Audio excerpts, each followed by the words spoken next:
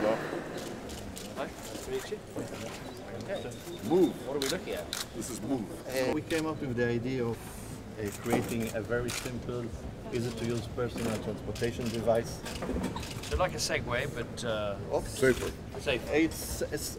It's more intuitive to drive. Right. It's quarter the weight. I want to see that's the idea. That's the This is our first prototype. Right. Oh, I see. It's a trolley. It's a trolley. It's a So trolley. you wheel it around. That's what you can do that. And one of the ways we teach programming is things. So, for example, we can look at historical trends. You can look how it did in February versus today. You can actually keep zooming in and dig down into the minute-by-minute data. Now, one of the really exciting things our customers like to see. Well, thank you very much for those kind words, and thank you for your investment in the United Kingdom. As you say, we want to turn our NHS into an engine of innovation with more clinical trials, bringing forward more drugs and more treatments more quickly. And I think this is an excellent area for Britain and Israel to collaborate. Can I thank Teva for hosting us today? It is an extraordinary company that provides, as you say, 1 in 6 of the drugs used in our National Health Service. Now, we're here today to celebrate innovation and technology. And my limited Hebrew tells me that Teva is the word for nature. And I think it is in both the nature of Israelis and the nature of Britons to be entrepreneurial, to be in favor of startups, of technology, of pushing at the boundaries. And that is absolutely what our countries, our governments, and our societies need to do. Think of the pace of change in our modern world. Just a few years ago, a tweet was something you heard from a bird. A cloud was something you saw in the sky. Skype was a typo. All these businesses are now multi-billion-pound enterprises with many more to come. And the 3 points I want to make to you this morning are simply this. First of all, success in technology, in innovation, in enterprise, particularly in our pharmaceutical and healthcare sector, is absolutely vital if Britain and Israel are going to be winners in what I call the global race. If we're going to provide the jobs, the wealth, the investment of the future which our countries need, then we have to be at the cutting edge. We have to be investing in the new technologies. Otherwise, we will lose jobs in traditional industries, but not be able to replace them, which we so badly need to do.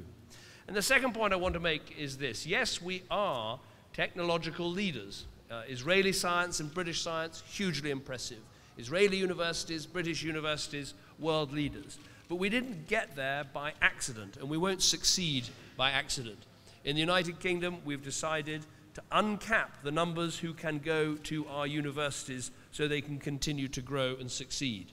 We've had a difficult recession. We've had to make cuts, but one of the things we have not cut, we have protected, is our science budget. We've looked at our tax system and we've asked, how can we encourage innovation and technology? That is why we have a patent box, so if you invent something in the United Kingdom and you exploit it in the United Kingdom, you only pay 10% corporation tax. That is why we've seen developments like the hugely impressive Tech City in the East End of London. It was just a few hundred digital businesses. It's now over 1,300 digital businesses, and I'd encourage any Israeli business that hasn't been to see Tech City, come and see a development as exciting as Silicon Valley. Also, one of the things we are investing in Britain and offering in Britain is the chance to take your business public, to access finance, and it's great that Xavier Rollet, the Chief Executive of the London Stock Exchange, is here with me today. Please take advantage of that. The third thing I wanted to say is I think that this is a real area where we can build the British-Israeli relationship. We have a long-standing relationship based on shared ties of history and culture and friendship, but one of the strongest things of our relationship going forward, and Prime Minister Netanyahu and I agree about this profoundly, is in collaboration, in science, in research, in technology, in pharmaceuticals and healthcare. And the announcements today, the $20 million extra clinical trials, the tech hub that we have here between Britain and Israel being expanded into other parts of the world, the hugely welcome investment by NOI of £50 million in infrastructure, To me, those are just the start of what is possible by collaborating between our businesses, our universities, our governments in terms of science and technology. So it gives me huge pleasure to be here. Thank you very much again, Teva, for hosting us. I think we're just scratching the surface of what is possible between our countries, our universities, our scientists, and our industries. Thank you very much indeed.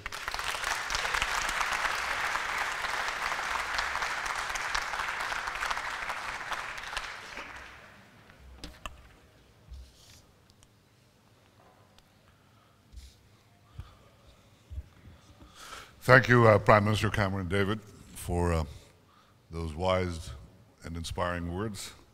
And to Erez Vigudman, congratulations on assuming the post of Teva. If you were a public servant, I'd say congratulations and commiserations.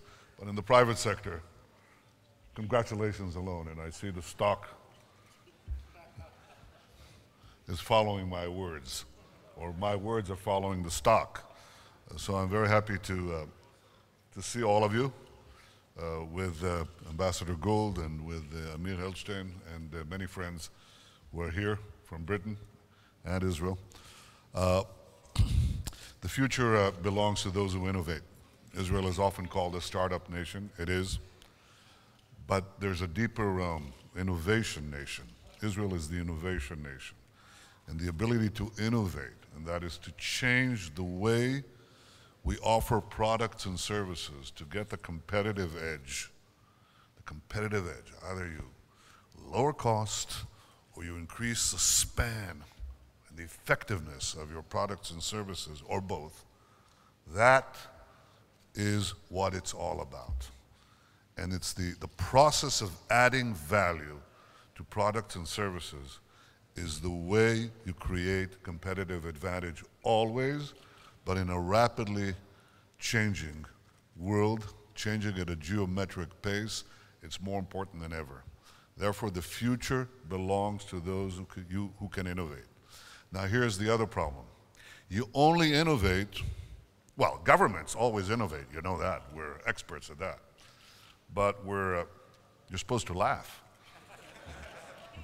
But in fact, there are innovative governments, and I've heard a few innovative ideas just now from Prime Minister Cameron, but the main bulk of innovation and the main addition of added value to products and services comes from the private sector. That is an irrevocable conclusion, which is very hard for some of our colleagues to accept. And the reason that happens is because people want to express their ideas, they want to help mankind, but they also want to help themselves. They want to make money. That is supposed to be a criminal offense. But without making money, you cannot have innovation. Without having innovation, you're not going to have welfare, you're not going to have education, you won't have all these things that are important for societies that basically are driven off the entrepreneurial innovation activity. That is a resounding conclusion of the last half century, and especially of the last 2 decades and the last decade. So there's a revolution taking place in the world, and the future belongs to those who combine innovation with entrepreneurship. In any case, they're inextricably bound. This is our policy. It's not easy to do. We have to fight through a lot of competing ideas. We have to fight through a lot of bureaucracy. We have to fight through a lot of friction, but we're doing it. And Britain's doing it. I'm happy to see that both our economies are succeeding. It's because we're doing it. And if we do more of what I've just said, more innovation, more entrepreneurship, we'll fly higher. And here's the other idea. The other idea is that we can combine forces. And by taking 2 of the world's smartest economies with deep sources of entrepreneurship, in many ways our 2 peoples invented it, and technological capabilities and innovation, if we combine them, we can get an edge in the world markets because we want new products, new services, new markets. You know, small markets in Asia, Latin America, we could do a lot more together than separately. I don't mean just on a government-to-government level, but also on private-to-government level, cross-feeding from Israeli companies to the British government and Britain's services, as is happening here. And of course, all the combinations that you can imagine. We can penetrate new markets. We can increase our market share. We can increase profitability. We can increase more and more innovation and more success. And that's really what I think is available, because everything is becoming technologized. There is no low tech. It doesn't exist. It's just an area that's waiting to be penetrated by high tech. Everything is going to be digitized. Everything is going to be technologized. And what we have to do is band together as best as we can and get there first, because that's where the prizes are. That's where the future is. Eventually, everybody will benefit. All of humanity will benefit. But we will benefit more if we get there first. And I think, David, we both want to get there first. So I look forward to additional cooperation with Great Britain, with British companies, with Israeli companies, and the great innovation, the spirit of innovation that is driving the success of both our economies. We have many challenges. David, you woke up this morning, I'm told that you ran in, you told me, you may not know this, but you ran in the place where I went to school, in that park. Did you get wet? Well, you've got strong resources, and we admire that. And I told you yesterday that we had another kind of rain of missiles. It's interesting, you know, our enemies rain missiles to kill people. And we dispatch drugs from here, from Teva, a great company, to cure people. They look at every way to dispatch terror everywhere in the globe, and we try to dispatch from this mountain and from our cyber city in Beersheba and of course in Tel Aviv. We're trying to dispatch new technology to make life better and safer for everyone. So there's a real cultural divide, a real civilizational divide between our enemies and us, and there's no question that Britain and Israel stand on the same side. And you condemned yesterday so quickly and so crisply and honestly. You said, how can anybody not condemn the firing of these missiles deliberately at civilians? Precisely. Well, you're going to see President Abbas soon, only a few minutes away. And unfortunately, he didn't condemn the rocketing of our civilians. He condemned the fact that Israel interdicted and hit the 3 terrorists who fired mortars on us.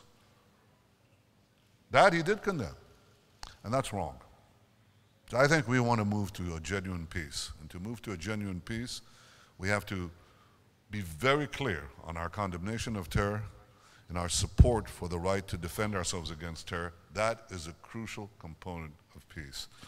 And I hope that, David, that this visit will help advance peace, will help advance security. I know that it's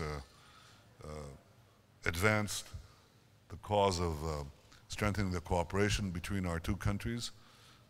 There will be more of it, and you're welcome to come back. I promise you better weather, possibly a better reception in the Knesset, but this seems to be beyond my scope of assurances.